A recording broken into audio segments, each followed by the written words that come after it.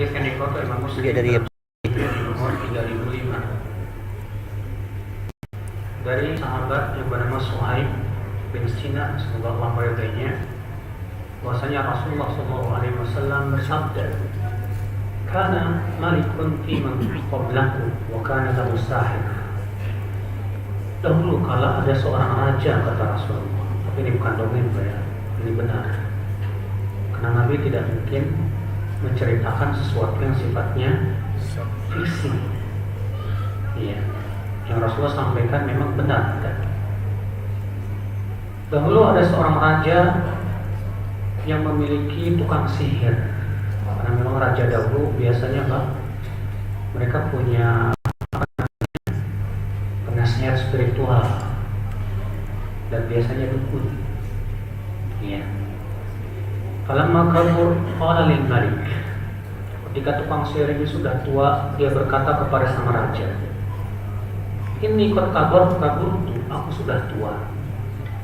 Fab'ath ilayya ghulaman mu'allimu sihr." Tolong kirimkan kepadaku seorang muda yang akan aku ajarkan sihir dia.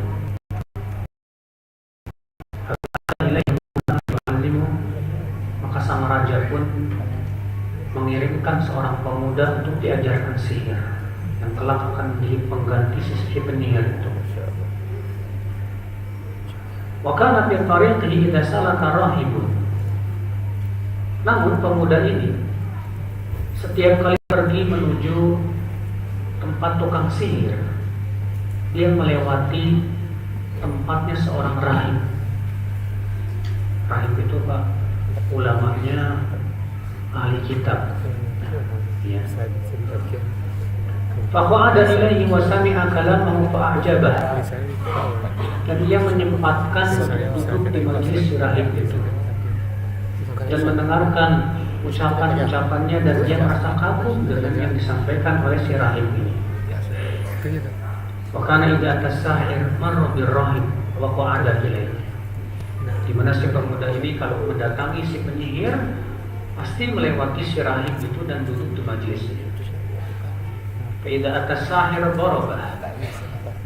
Ya, apabila ia sampai kepada si penyihir, maka si penyihir ini memukulnya karena terlambat. Fasyaka dzalika ila rahib. Maka kemudian si pemuda ini mengadu kepada sang rahib. Faqal idza khashita as-sahir faqul habasani ahli. Kalau kamu takut sama si tukang sihir itu, kata si rahib, bilang aja ke dia, keluarga aku menahan.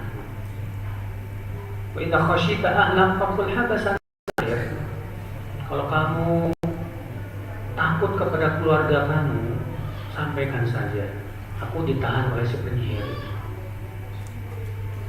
Fa bainama huwa 'ala dhalik إذ أتى على دابة عظيمة قد حبست الناس. Ketika hari-hari berlalu, saat si pemuda ini hendak pergi ke tukang sihir, ternyata di tengah jalan ada seekor binatang melata yang menghalang-halangi orang di jalan. Faqala al-yawma a'lam as-sahir afdal am ar-rahib afdal. Kata si pemuda ini, hari ini aku ingin tahu mana yang lebih utama, si penyihir itu atau sang rahib. Fa akhadha hajaran, maka si pemuda ini mengambil batu. Faqala si pemuda ini berkata, Allahumma in kana amru rahib ahab ilaika min amri as-sahir faqtul hadhihi ad-dabbah hatta yaqdiyan nas. Ya Allah, jika urusan si rahib ini lebih engkau sukai, ya Allah, daripada si tukang sihir itu, maka tolong bunuh binatang melata ini supaya orang bisa lewat. Faramaha faqatalaha ramadan nas. Maka ia lempar, apa yang terjadi? Matilah binatang buas itu, binatang melata, sehingga orang-orang pun bisa lewat. Fa'atar rahib fa'akhbarah. Lalu si pemuda ini ketika sampai pada si rahib, dia menceritakan kejadian tersebut. Faqala lahu ar-rahib, apa kata si rahib? Hai bunai, antal yaum afdal minni. Hai anakku, hari ini kamu lebih utama dari aku.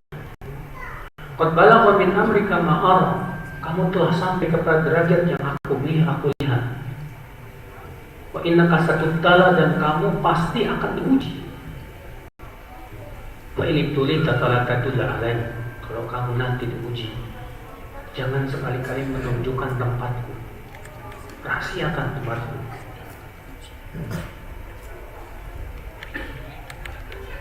Kemudian akhwat Islam, wa kana al-ghulam yubri'ul aqma wal abras. Dan ternyata subhanallah, si pemuda ini diberikan oleh Allah karomah.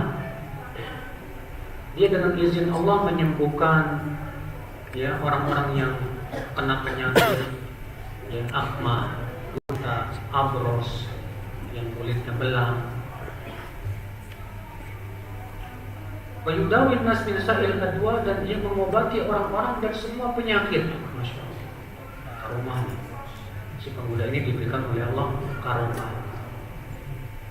Asami ajalisun lil malik kana qad amin. Apanya, teman duduknya raja itu kan buta. Mendengarlah tentang kisah si pemuda. Fa'atahu bihadaya katsiran, maka teman duduknya raja ini, teman akrabnya raja ini datanglah kepada si pemuda ini dan membawa hadiah yang banyak. Faqal maha malak ajma'u in anta syafaitani. Lalu ia berkata kepada si pemuda, hai pemuda, semua hadiah yang banyak itu buat kamu. Aku sengaja kumpulkan. Aku akan berikan kepadamu semuanya kalau kamu bisa menyembuhkan aku. Faqala inni la ashfi ahadan. Apa kata si pemuda? Aku tidak bisa menyembuhkan. Innama yashfillahu ta'ala, yang menyembuhkan hanya Allah subhanahu wa ta'ala saja, bukan aku. Fa in amanta billahi ta'ala da'awtu Allah fasyafak. Jika kamu beriman kepada Allah, aku akan mendoakan kamu dan Allah akan sembuhkan kamu. Fa amana billah. Teman akrab si raja ini beriman kepada Allah. Fasyafahu Allah Ta'ala, Allah pun sembuhkan sehingga dia bisa melihat kembali. Fa'atal malik fajalasa ilaihi kama kana yajlis. Kemudian ia mendatangi raja sebagaimana biasa ia duduk di sisi si raja. Faqala lahu malik, maka si raja heran. Sekarang dia bisa melihat. Apa kata si raja? Man radda 'alaika basarak. Siapa yang menyebabkan kamu bisa melihat lagi? Siapa yang mengembalikan penglihatan itu? Apa kata si teman raja ini, Pak? Rabbi, Tuhan.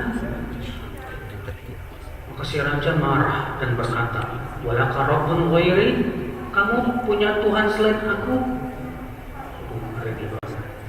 Si raja ngaku dirinya apa? Tuhan.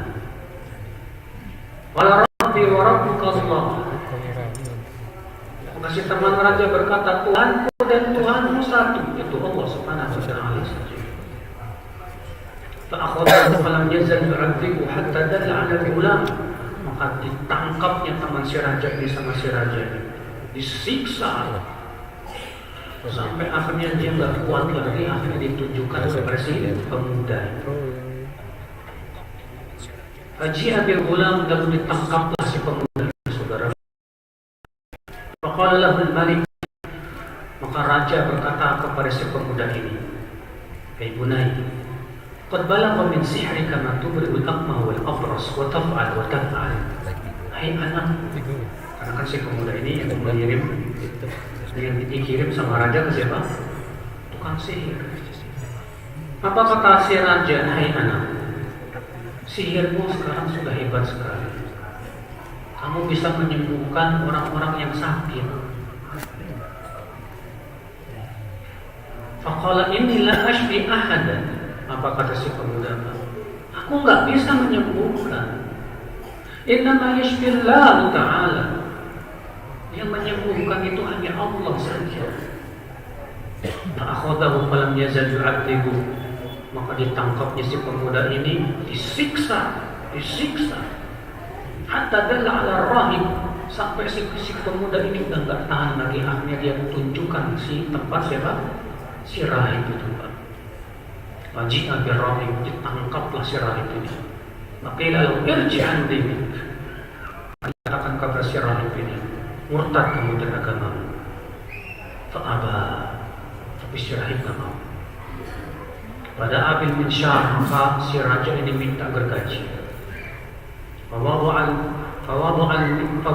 minsyar fi mafraqi ra'si. Lalu gergaji itu disimpan di mana? Di tengah kepalanya. Lalu kemudian dikatakan lagi, murtad. Tetap si rahib nggak mau. Prasyakta, maka digergaji sampai jadi belah dua. Fumaji'a bil jalis bijalisin malik, kemudian teman dekat raja didatangkan lagi. Lalu si raja berkata lagi, irji'an dinik, murtad kamu dari agama. Tapi si teman raja mengatakan tak mau. Maka kemudian digergaji lagi sampai menjadi belah dua. Akhirnya lakum fumaji'a bil, kemudian didatangkan si pemuda. Lalu dikatakan kepada si pemuda ini, irji'an dinik, murtad kamu dari agama kamu. Fa'aba, da'am. Fadafa'ahu ila nafarin min ashabihi.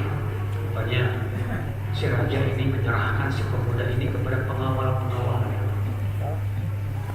Faqala idhabu bihi ila jabal kadza wa kadza. Fas'adu bihi jabal. Bawa si pemuda ini ke gunung yang tinggi itu. Bawa naik dia. Fa idza balagtum dirwatahu fa in raja'a an dini wa ila fafrahu. Kalau sudah sampai puncaknya suruh dia murtad. Kalau enggak, buang dia. Fadhahabu bihi fasaidu bil jabal. Dibawalah si pemuda ini, Pak, sampai ke naik ke puncak gunung. Apa kata si pemuda? Allahumma qini bi masyiatik. Ya Allah, cukupkan aku dari mereka. Ya, artinya pemuda ini minta pertolongan kepada Allah Subhanahu wa ta'ala. Apa yang terjadi? Faraja fabihimul jabal, maka gunung itu berpuncak. Fasaqatu, maka pengawal-pengawal sang raja berjatuhan dan mati semuanya. Wajah yamshi ila malik, datanglah si pemuda ini ke raja itu. Bengong si raja, kok masih hidup? Faqala lahu malik, ma fu'ila bi ashabi. Apa yang terjadi dengan pengawal-pengawal? Kata si pemuda, kafani, Allah yang mencukupkan aku dari mereka. Lalu diserahkan lagi ke si pengawal. Apa kata si raja? Idhabu bi fahmiluhu fil qurqur fatawassalu bil bahr. Bawa si pemuda ini, masukkan ke dalam kerangkeng, lalu bawa ke tengah laut. Kalau sudah di tengah laut, suruh dia murtad. Kalau tidak, ceburkan ke laut.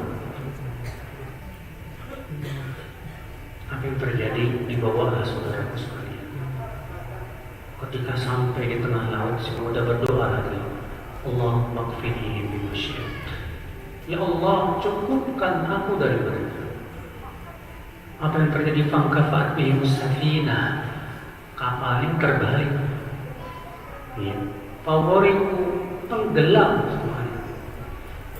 Si pemuda selamat datang lagi ke raja. Ajibnya pemuda ini gak lari, datang lagi ke raja. Kemudian si raja berkata lagi, loh, ada apa dengan pengawal-pengawalku?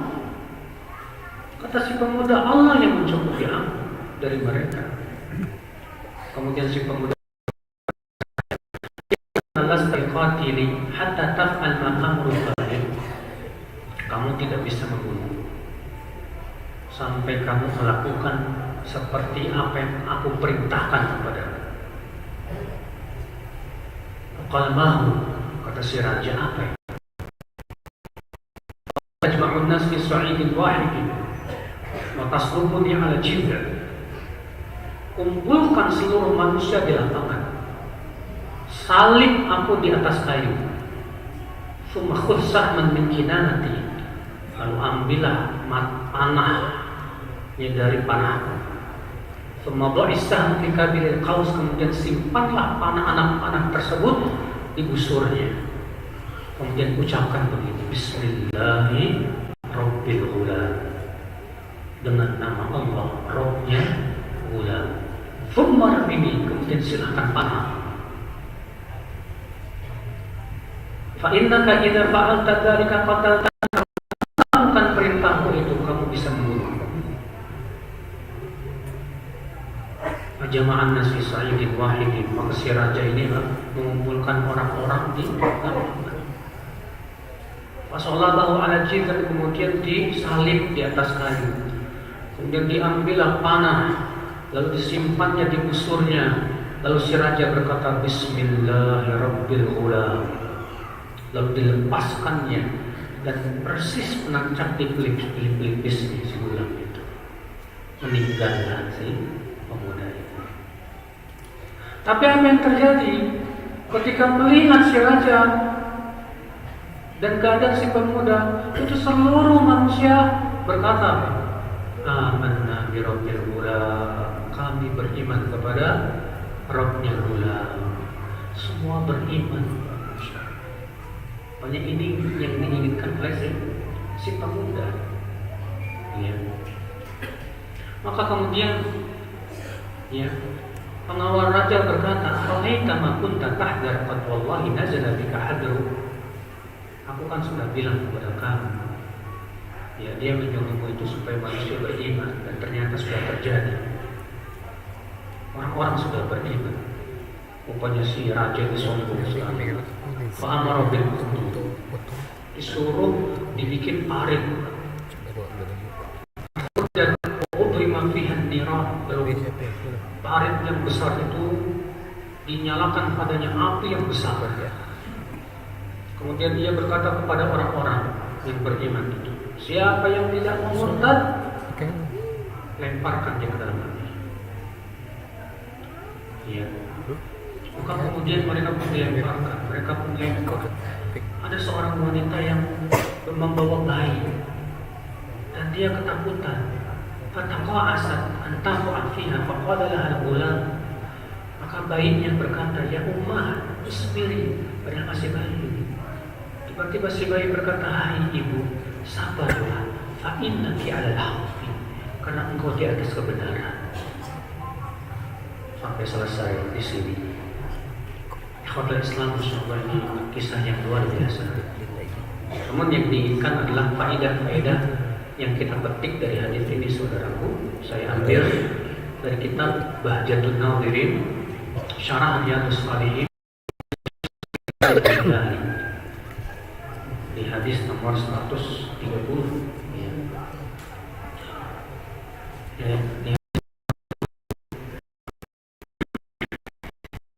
Faedah yang pertama yang bisa dipetik dari hadis ini, saudaraku sekalian, kata beliau, ahlul fasad yabhathuna 'amman yarithu fasadahu. Ahlul fasad, ahli kerusakan itu biasanya mereka akan mencari orang-orang yang akan menggantikan dan mewarisi mereka. Lihat penyihir itu, Pak. Ketika sudah tua, dia berkata kepada raja, tolong carikan aku seorang pemuda yang akan aku ajarkan apa? Dan memang yang namanya dukun penyihir, dia akan minta penggantinya, biasanya itu, Pak. Demikian pula semua orang yang berbuat keburukan biasanya begitu. Dia akan mencari penerus-penerusnya untuk bisa melanjutkan kerusakannya. Alhamdulillah, sallallahu alaihi wasallam. Ini jangan sampai ya kita termasuk orang-orang yang menjadi kunci keburukan, kunci pembuka keburukan, jangan sampai, saudara. Faedah yang kedua, kata beliau, isti'adatul muluk wal hukam alladzina la yahkumuna bi syar'illah bis-saharati wal arrafin. Sudah kebiasaan dari zaman dulu, Pak. Para raja, para pemimpin yang tidak berhukum dengan hukum Allah itu, menjadikan para dukun sebagai penasihat spiritual. Sampai sekarang bahkan dukun diberikan nama-nama yang materi, paranormal, orang pintar. Kenapa disebut orang pintar? Karena yang datang itu orang bodoh semua. Kalau orang yang cerdas itu bakalan datang ke dukun. Katanya dukun bisa bikin orang kaya. Lah dia miskin terus nggak kaya.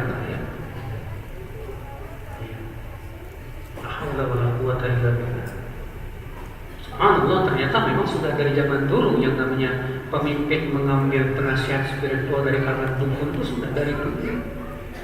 Yang mengerikan.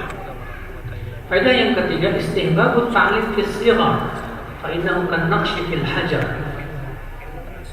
Disunnahkan mengajarkan itu dan belajar itu dari semenjak kecil, saudara. Karena kalau masih kecil itu biasanya mudah sekali menyerap ilmu.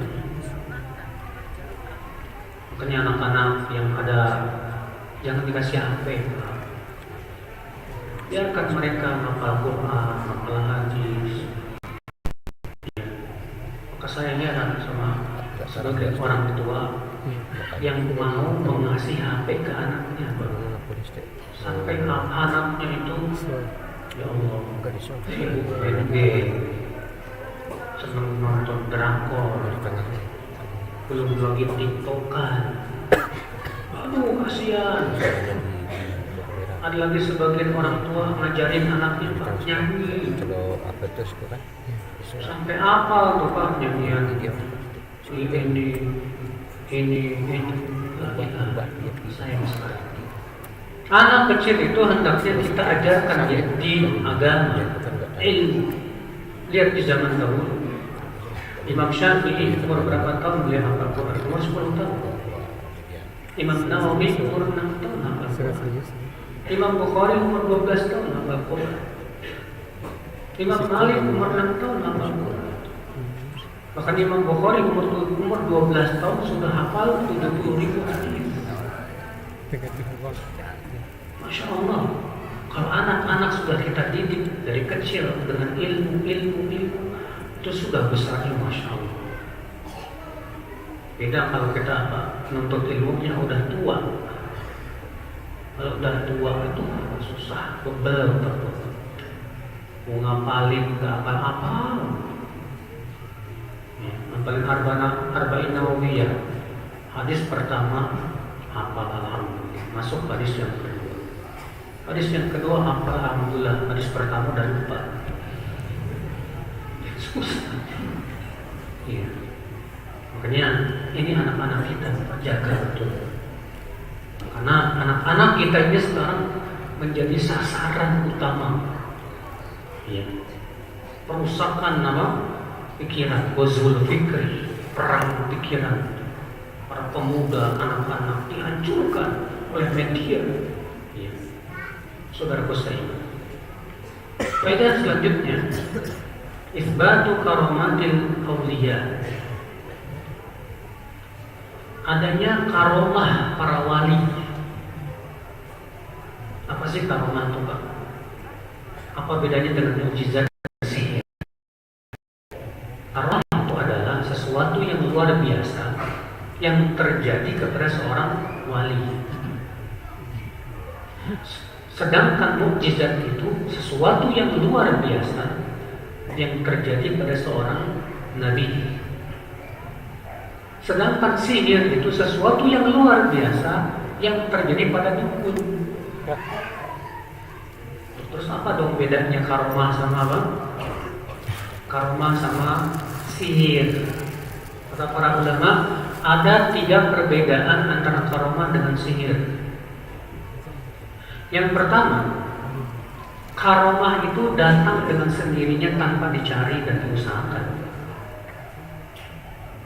Sedangkan sihir itu dicari Pak, dengan kuasa multi. Terkadang ada orang Pak bisa mukul orang dari jauh dengan cara mengulang-ulang ayat kursi setiap malam Jumat 1000 kali. Dulu saya waktu SMA saya punya teman, Pak. Dia bilang saya bisa mukul kamu dari jauh, tapi dengan syarat kamu harus marah. Terus saya nanya, terus kamu punya keistimewaan ilmu itu dari mana? Oh ini saya baca setiap malam Jumat 1000 kali. Yang saya baca ini ayat kursi, gak mungkin dari setan, ini pasti malaikat. Kita katakan, apakah dulu Nabi mengajarkan? Nabi itu tiap bulan perang loh. Tapi Nabi tidak pernah mengajarkan para sahabat, ayo baca ayat kursi tiap malam Jumat 1000 kali. Nanti kalau ada pasukan musuh, tidak usah bawa pedang, tidak usah bawa apa-apa. Wah, dari jauh mentas. Tidak ada.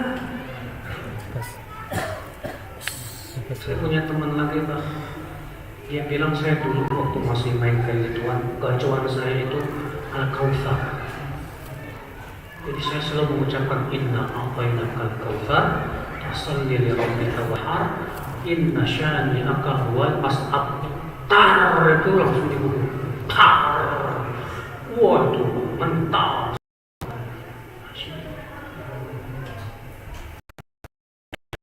Sementara kita tidak mendengar Rasulullah dan para sahabat punya bukan organ seperti itu. Bahkan di perang Uhud Rasulullah baca bocor nggak kepalanya, patah nggak gigi seri beliau, bocor bahkan pipi beliau. Ternyata beliau nggak mempan dibaca. Saudaraku sekalian, ini makanya kalau ada orang mengaku dirinya wali dan bisa mendemokan karomah, itu bukan karomah, itu sihir. Kenapa? Karena karomah nggak bisa diulangi. Karomah datang dengan sendirinya sebagai pemberian dari Allah. Bahkan terkadang orangnya tidak merasa. Maka karomah tidak bisa didemokan. Jangan tertipu oleh sorbannya yang 2 meter. Jangan tertipu oleh bajunya yang putih-putih dengan berbaju kiai pada hakikatnya dukun, saudara. Iya. Nah ini perbedaan yang pertama antara karomah dengan apa? Sihir. Bahwa karomah datang dengan sendiri, maka dia tidak bisa diulangi. Sedangkan sihir diusahakan dan ia bisa diulangi. Ya. Perbedaan yang kedua antara karomah dengan sihir apa, saudaraku? Karomah terjadi kepada orang yang mentauhidkan Allah dan menjauhkan kesyirikan. Dia senantiasa ittiba kepada sunnah Rasulullah SAW dan menjauhkan kebid'ahan. Senantiasa dia taat kepada Allah dan menjauhi kemaksiatan. Sedangkan sihir terjadi kepada orang yang berbuat apa? Syirik atau suka berbuat maksiat. Saudara muslimah nazariyah. Makanya Imam Syafi'i pernah mendengar perkataan Laits bin Sa'ad. Apa kata Laits bin Sa'ad? Kalau aku melihat ada orang yang bisa berjalan di atas air, aku tidak akan terima sampai aku melihat amalnya sesuai enggak dengan sunnah Rasulullah Sallallahu Alaihi Wasallam. Kata Imam Syafi'i, rahimallahu Laitsan, semoga Allah merahmati Imam Laits. Aku katakan fa'akul law ra'aitu rajulan yatifu fil hawa. Kalau aku melihat ada orang yang bisa terbang di udara, maka aku tidak akan terima sampai aku melihat amalannya sesuai nggak dengan sunnah Rasulullah Sallallahu Alaihi Wasallam. Ya, makanya saudaraku kita lihat ini gimana orangnya. Kalau orangnya senantiasa mentauhidkan Allah, menjauhkan kesyirikan, senantiasa taat kepada Allah, mengikuti sunnah Rasulullah SAW, insya Allah itu apa? Karomah. Tapi kalau dia berbuat syirik, bahkan terkadang orang supaya bisa mendapatkan sihir yang sangat tinggi, mereka bersedia untuk melakukan kekufuran, membeli ayam putih atau ayam hitam, ditumbalkan kepada jin. Ya. Demikian pula mereka mengucapkan mantra-mantra yang isinya nggak dipahami, Pak.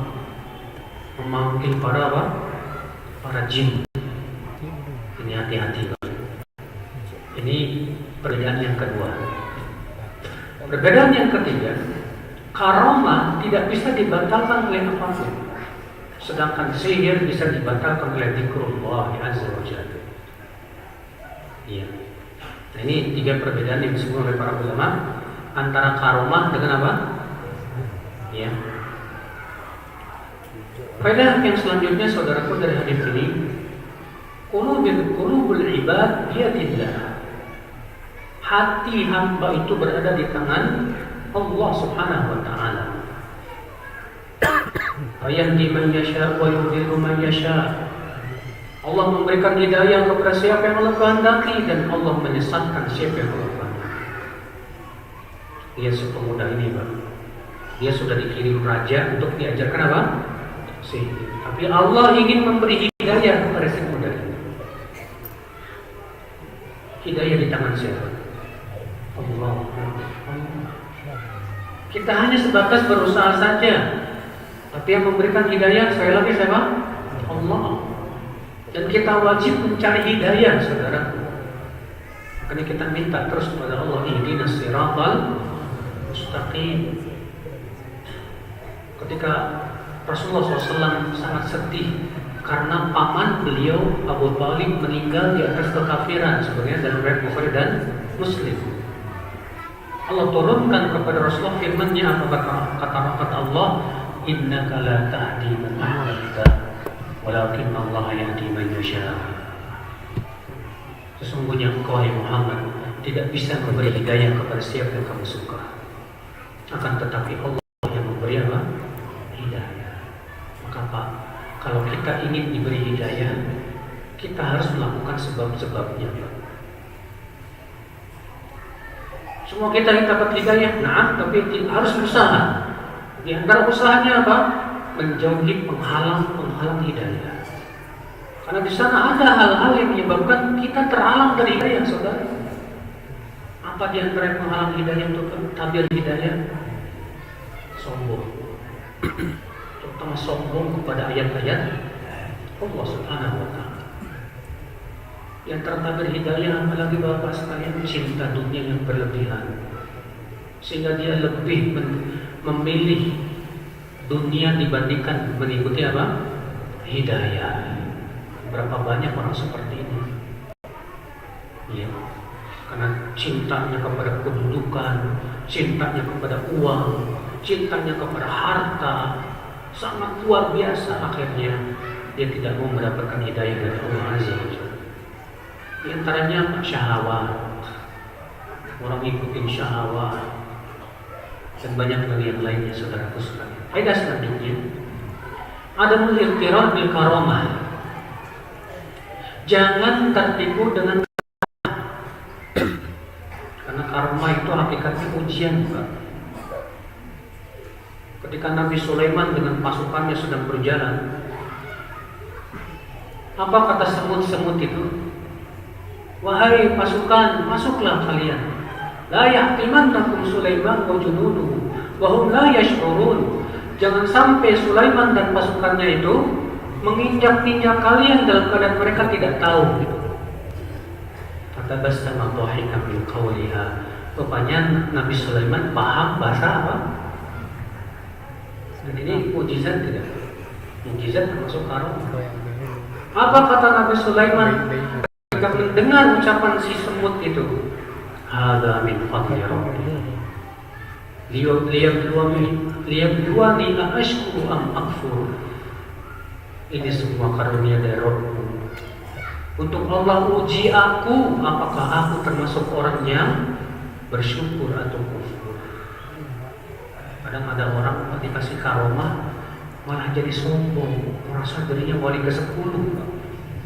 Wah, saya udah dapat karomah, berarti saya kedudukannya sudah tinggi ini di sisi Allah. Masya Allah. Padahal para sahabat yang dijamin masuk surga, siapa aja? Abu Bakar, Umar, Utsman, Ali. ya 10 sahabat itu tidak ada satupun dari mereka yang berani memastikan saya pasti masuk surga, dan mereka tidak tertipu dengan amalnya, tidak tertipu dengan kabar gembira dari Rasulullah SAW bahwa dia akan sudah dijamin masuk surga. Tidak, justru mereka semakin sungguh-sungguh beramal soleh, semakin sungguh-sungguh takarub kepada Allah Azza wa Jalla, sampai suatu ketika pernah Abu Bakar sedang menjulurkan lidahnya sambil memegang. Lalu Umar melihat, "Mada taf'al ya Abu Bakar?" Apa yang kamu lakukan ya Abu Bakar? Kata Abu Bakar apa? "Hadzal ladzi awradani al-mawarid." Ini nih yang bikin masuk neraka. Masya Allah.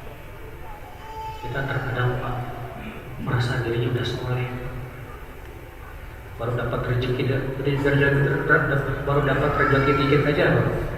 Lumayan, rezeki anak soleh. Siapa yang jamin ente soleh? Imam Syafi'i saja merasa dirinya gak soleh. Dalam diwan, kitab Diwan Syafi'i, beliau bersyair. Apa kata Imam Syafi'i? Uhibbus salihina wa lastu minhum, la'alli an anala bihim syafa'ah. Aku cinta orang-orang soleh, tapi aku tidak termasuk orang soleh. Aku berharap aku bisa mendapatkan syafaat orang-orang soleh itu. Ada Imam Syafi'i, solehnya luar biasa, ketakwaannya luar biasa, tapi Imam Syafi'i tidak pernah merasa dirinya sudah soleh. Kita terkadang baru dikasih karomah dikit aja udah ujub, baru sedikit dikasih oleh Allah Subhanahu wa taala kemampuan untuk membaca Quran dan yang lainnya, ujub, merasa dirinya tinggi dan yang lainnya. Hati-hati. Itu semua cobaan dari siapa? Allah Azza wa Jalla. Dan syarif.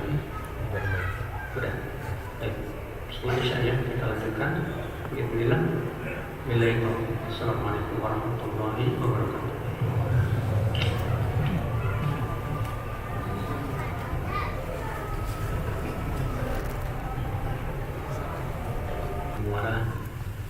أشهد أن لا إله إلا الله وحده لا شريك له وأشهد أن محمدا عبده ورسوله أما بعد. Kita lanjutkan al-ikhwah. Tadi sudah kita sebutkan ya, tentang faedah hadis ini, jangan sekali-kali tertipu oleh karomah. Di antara karomah yang sangat besar yang Allah berikan kepada seorang mukmin, yaitu diberikan dia kekuatan untuk beramal saleh dan istiqomah.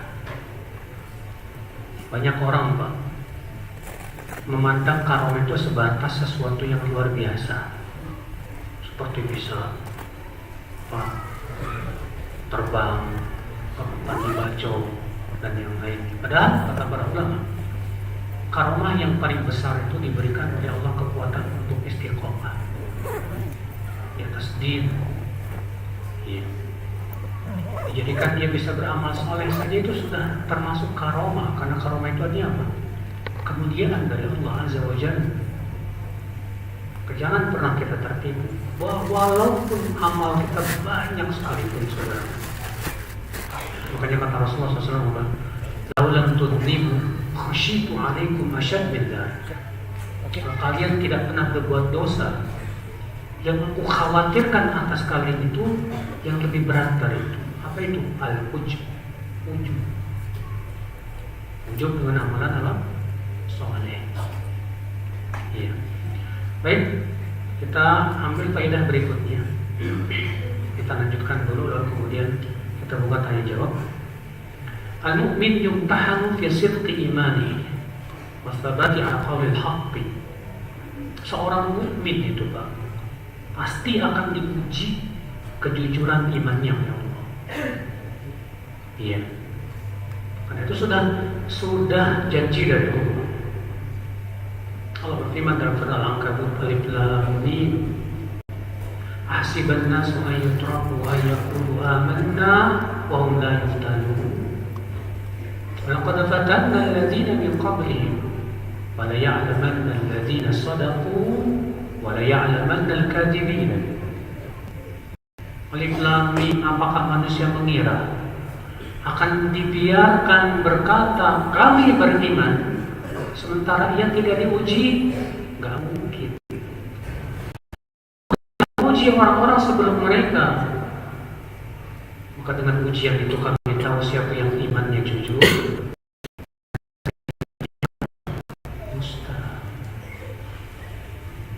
Antum berkata, saya hijrah, saya ingin kembali kepada Allah, saya ingin tinggalkan masa lalu saya gelap gulita, saya ingin hijrah, tapi Allah mengatakan, aku akan uji dulu.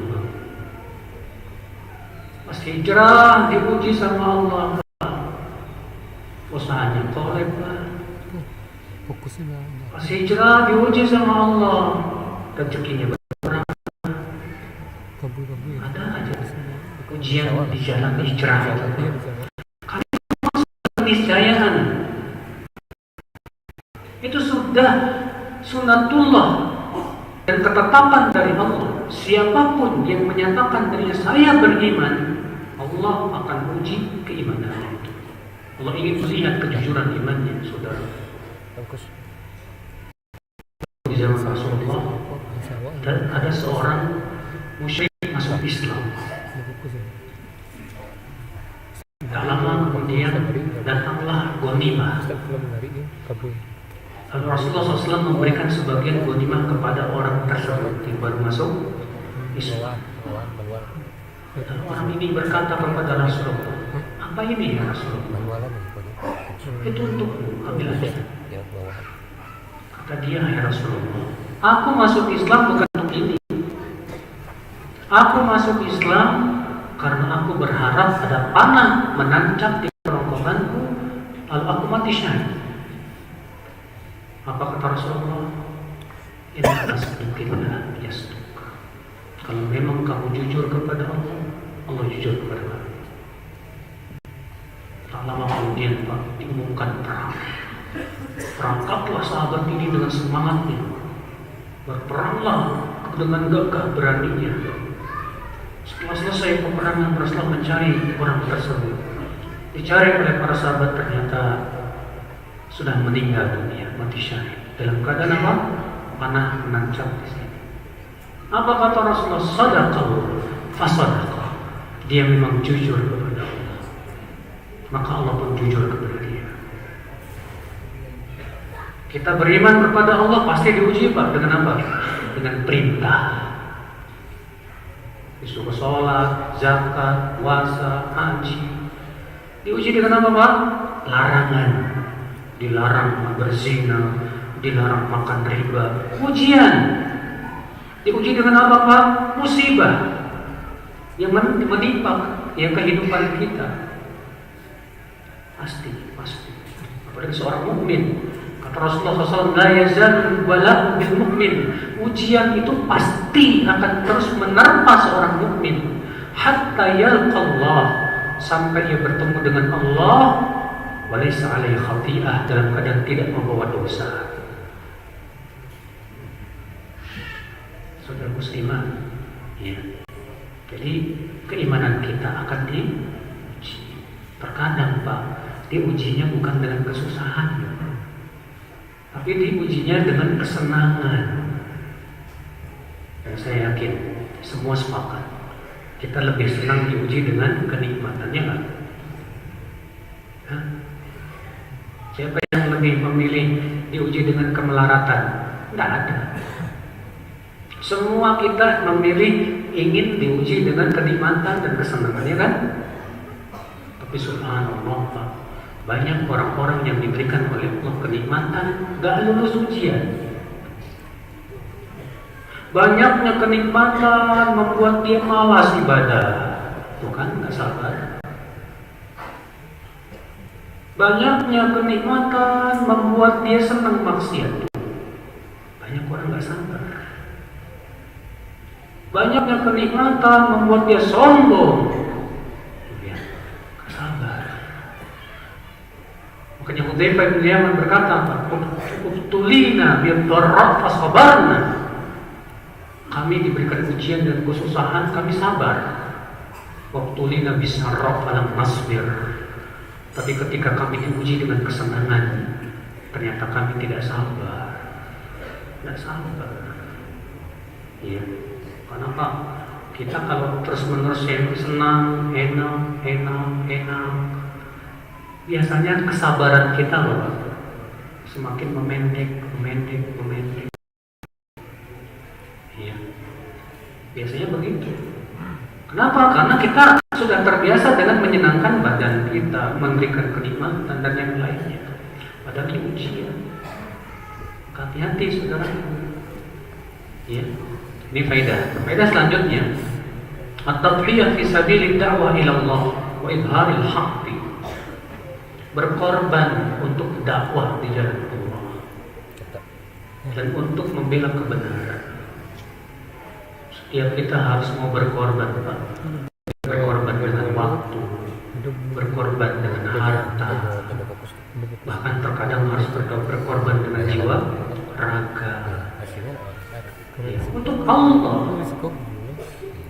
Banyak di antara kita tidak mau berkorban duitnya. Mikir-mikir nanti saya jadi orang miskin. Banyak di antara kita Pak nggak mau mengorbankan sedikit waktunya untuk menuntut ilmu Allah Subhanahu wa taala. Apa pengorbanan kita untuk agama kita, Pak?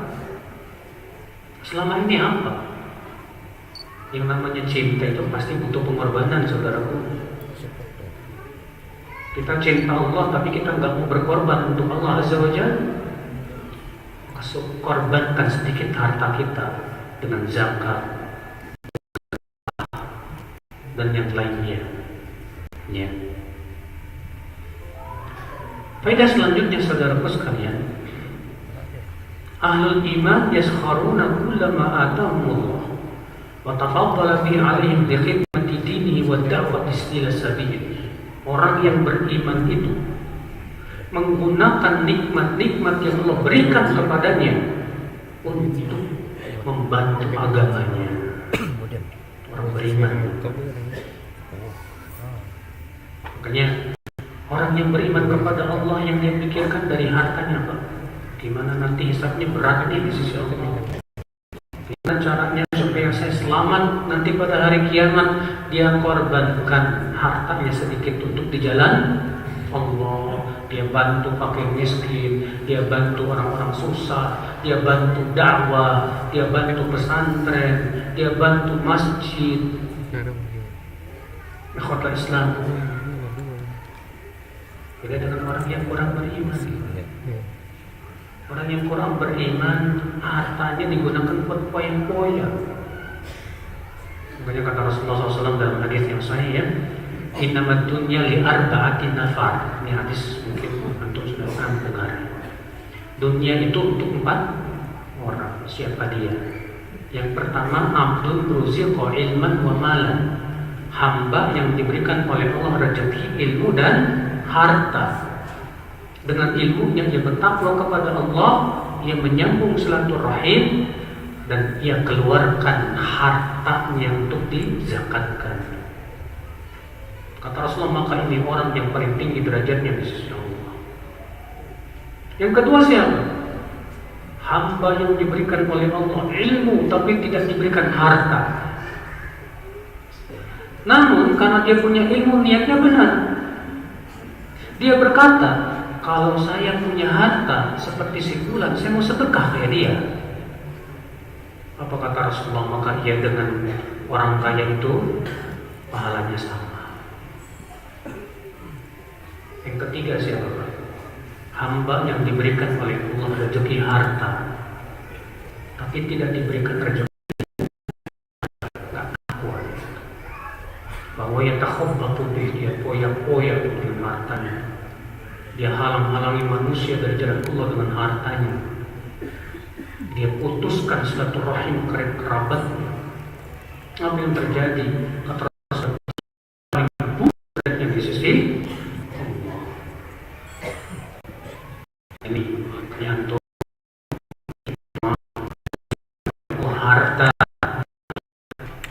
hartamu itu akan ditanya oleh Allah. harta kita memberatkan ya akhul Islam, hisab kita nanti pada hari kiamat. Kata Rasulullah SAW sabda, yaqulu ibnu Adam, mali, anak Adam berkata, hartaku, padahal hakikat harta yang sudah hilang atau yang ia sudah pakai, yang sudah dia infakkan, nah itu harta. Ada seorang salah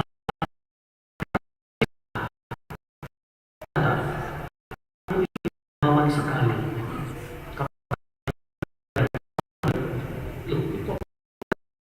Aku ingin hartaku aku bawa sampai ke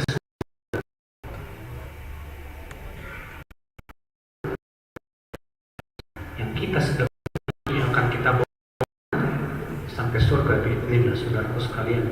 Azan ya Allah. Dan banyak lagi faedah yang kita cukup dulu sampai di sini, kita buka tanya jawab.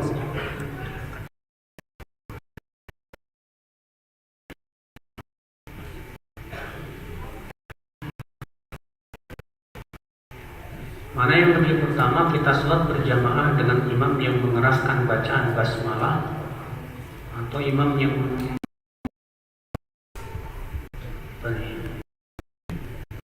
share-kan bacaan? Para ulama menjadi berpendapat. Apakah bismillahirrahmanirrahim? Mentang Imam Syafi'i mengatakan wajib dibaca keras. Sementara jumhur ulama tiga, Imam Malik, dan Imam Ahmad berpendapat bahwa bacaan bismillah itu disirkan. Atau kesirkan? Sir itu artinya tidak dikeraskan. Ya. Dalilnya mereka hadis Anas bin Malik berkata, "Shallaitu khalfa Rasulillah Abu Bakar wa Umar wa Uthman wa Ali fakanu yastaftihuna bilhamdillahi rabbil alamin wa fi riwayatin fakanu la yaqra'una bi bismillahirrahmanirrahim fi riwayatin fakanu la yajharuna bi bismillahirrahmanirrahim." Abu Bakar, Umar, Uthman ke Anas, dan ternyata mereka tidak mengeraskan bacaan bismillah, tapi tetap baca bismillah. Ya. Dan saya lebih condong kepada pendapat mayoritas ulama dalam hal ini. Kenapa? Karena dalil mereka lebih jelas dan tegas dan sahih. Sedangkan dalil pendapat yang pertama tidak lepas dari dua, sahih tapi tidak sahih, sahih tapi tidak sahih. Ya, Allah a'lam. Ini masalah khilafiyah ya Pak ya. Masalah seperti ini jangan dijadikan sumber pertikaian.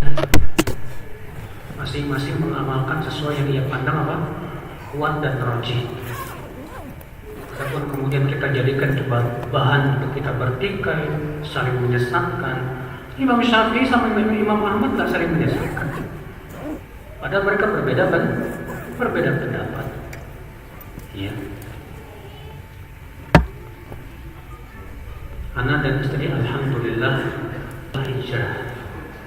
Dalam tahun-tahun pertama kami sungguh-sungguh bersemangat. Akan tetapi semangat itu mulai melemah. Apa yang sedang menimpa kami ya Ustaz? Saudaraku sekalian, Rasul kita yang mulia alaihi salatu wassalam bersabda, "Inna likulli amalin syarrah wa likulli syarratin fatrah. Faman kana fatratuhu ila sunnah faqad ihtada, wa man kana fatratuhu ila ghairi dzalik faqad halak."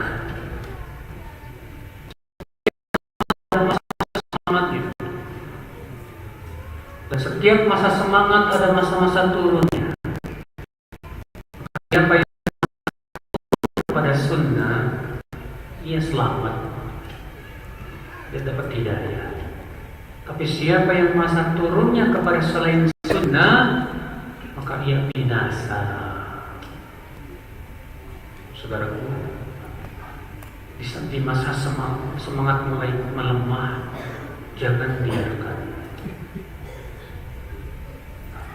namun berusaha sekuat tenaga kita untuk kembali menyalakan semangat itu. Jangan biarkan. Allah berfirman dalam surat Al-Hadid, "Lilladzina amanu takhsha'a qulubuhum li dzikrillah wa ma nazala minal haqq wa la yakunu kalladzina utul kitaba min qabl wa qala 'alaihimul amanu faqasat qulubuhum wa katsirun minhum fasiqun." Belumkah saatnya untuk orang yang beriman agar hati mereka takut dengan mengingat Allah, dan janganlah mereka seperti orang-orang ahli kitab sebelum mereka. Waktu berlalu panjang atas mereka. Rupanya panjangnya waktu membuat hati mereka keras, dan kebanyakan mereka fasik, kata Allah. Jangan sampai Pak, panjangnya waktu membuat hati kita semakin apa? Keras. Akibat kita tidak berusaha memelihara hidayah yang Allah berikan kepada kita. Allah ya akhi, hidayah itu pemberian Allah yang luar biasa. Tapi ketika kita tidak jaga, ketika kita sia-siakan, jangan salahkan kalau Allah mengambil kembali hidayah itu. Terkadang akibat maksiat kita pada Allah Azza wa Jalla. Ada orang yang tadinya khusyuk dalam sholatnya, gara-gara maksiat diambil kekhusyuannya. Ada orang yang tadinya rajin baca Quran, gara-gara maksiat diambil pemberian Allah baca Quran itu. Sekarang mau malas baca Quran, buat maksiat ternyata. Bukan segera banyak istighfar, segera banyak minta ampun kepada Allah. Ya Allah ya akhi, jangan pernah kita ridho iman kita terus merosot, jangan. Usaha. Antum aja kalau omsetnya merosot, antum akan berpikir gimana caranya meninggalkan omset. Demikian pula iman. Kalau kita merasa iman kita merosot, kita harus berpikir, kita itu Pak harus cerdasnya jangan cuma pas nyari duit, tapi cerdas juga pas nyari akhirat gitu. Banyak di antara kita ketika mencari akhirat nggak cerdas, nggak berpikir dengan cerdas gimana caranya mempertahankan keimanan saya. Ya.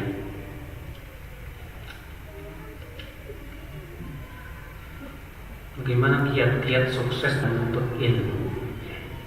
Kiat-kiatnya gampang, semangat dan terus menerus. Asal antum semangat, continue terus, ya. Dan antum mulai dengan pelajaran kajian-kajian kitab sampai terus naik, insya Allah berhasil. Tapi ketika kita semangatnya kurang, sabarnya kurang, susah dikit mundur, gimana kita akan berhasil? Buka kursus bahasa Arab di awal-awal banyak yang hadir. Sebulan lewat berkurang setengah, 2 bulan lewat berkurang seperempat, sampai 5 bulan lewat tinggal 5 orang. Ketika ditanya kenapa, susah. Karena itu artinya dia tidak sabar dalam menuntut ilmu. Karena kalau menuntut ilmu harus ada kesabaran, ada kemauan yang kuat dan keras. Semangat itu harus terus dikobarkan, seperti semangat yang antum cari duit. Ya.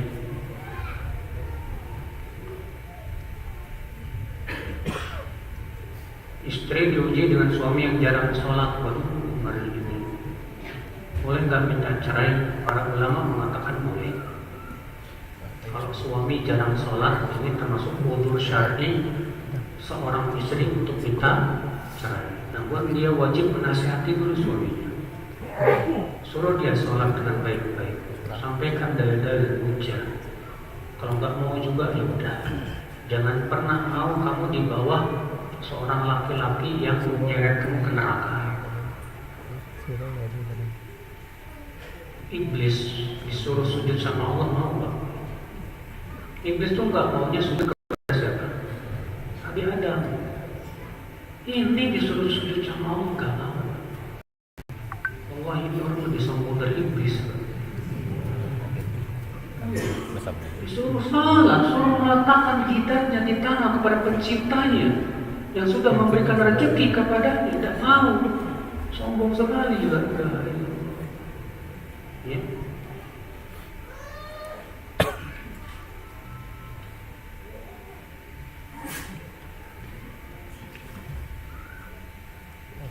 Kenapa orang-orang berpindah tempat ketika mau sholat sunnah? Apakah harus pindah tempat? Ada sebuah hadis dari Muslim, tidak boleh menyambung sholat dengan sholat yang sama.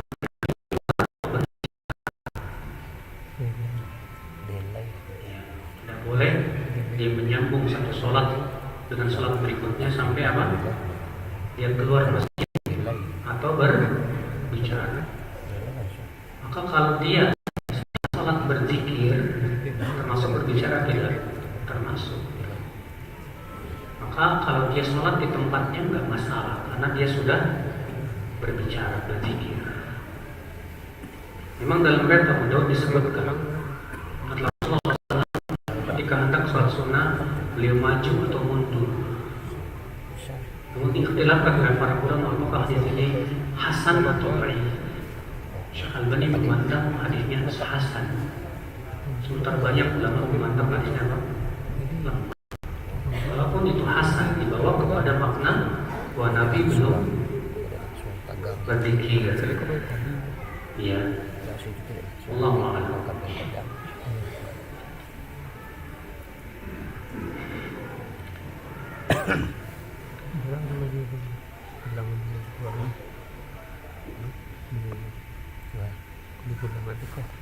Sebulan lalu kakek anak meninggal dan meninggalkan 3 orang anak laki-laki dan 1 anak perempuan, meninggalkan sebuah rumah untuk ditinggali saat beliau wafat.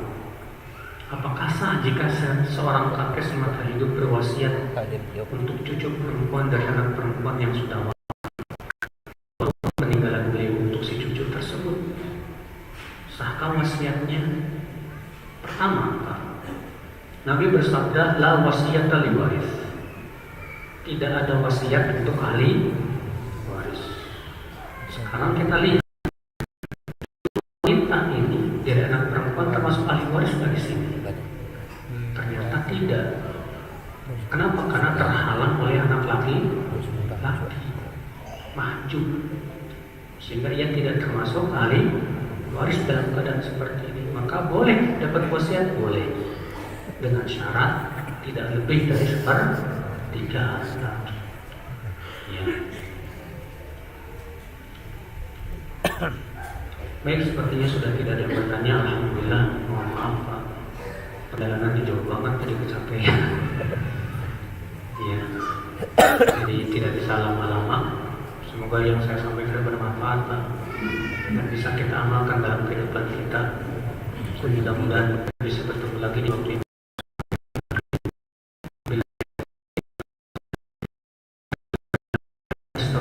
Assalamualaikum warahmatullahi wabarakatuh.